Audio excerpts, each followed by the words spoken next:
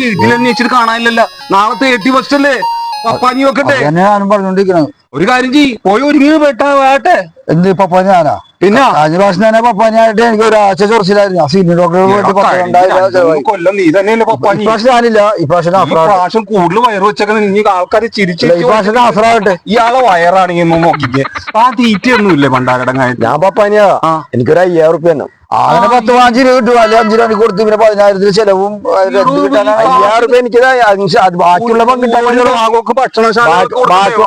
ബാക്കിയുള്ള പങ്കിട്ടാൽ മതി. അത് നടക്കണ ഒരു കാര്യം ചെയ്യാം, ഒരാളെ നമുക്ക് പുറത്ത് വിളിക്കാം. പുറത്തുനിന്ന് വിളിക്കുമ്പോ എന്തോരം കാശ് കൊടുക്കണം, അതല്ലേ ഈ പറഞ്ഞത്? കാംദേവ്. അതാ നല്ല സാധനം ഉണ്ടാകും. അത് ഇവിടെ ഈ ശശി റോഡ് എന്ന് പറഞ്ഞ സ്ഥലമുണ്ട്. ആ റോഡിലോട്ടാണ് കയറി കഴിഞ്ഞ ഒരു സൂപ്പർ മാർക്കറ്റ് ഉണ്ട്. അവിടെ ചെന്ന് കഴിഞ്ഞാൽ കിട്ടാത്ത സാധനമില്ല, പശിക്ക് ഉണ്ടാവില്ല. അവിടെ പോയി മേടിക്കട്ടെ പെട്ടെന്ന്. അപ്പൊ ഞാൻ എന്താണ് പറഞ്ഞത്? കാംദേവ് പണി അന്വേഷിച്ചു വന്നാണ്.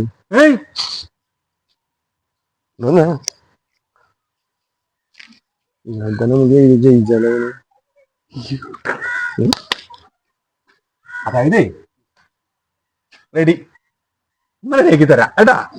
പോണ്ട ഏട്ടാ. ഓക്കെ സംഭവം ഓക്കെ.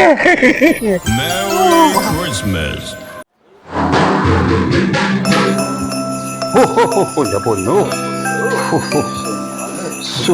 അപ്പോഴും പറഞ്ഞ വീട്ടിൽ പട്ടിയുണ്ടോ? അല്ലെങ്കിൽ തന്നെ കിതപ്പ്. എടാ സ്റ്റാലിന് വീട്ടിലല്ലേ, അവിടെ ജർമ്മന്റെ പട്ടി നീ കണ്ട? നീ കാണൂലല്ല. എടാ ആ പട്ടി ഹിന്ദിക്കാരന് വിട്ടുകൊടുത്ത്. ഹിന്ദി ഭാഷ ആ പട്ടിക്ക് അറിയാവുന്നു. ഇദ്ദേഹം തമ്മിലായി.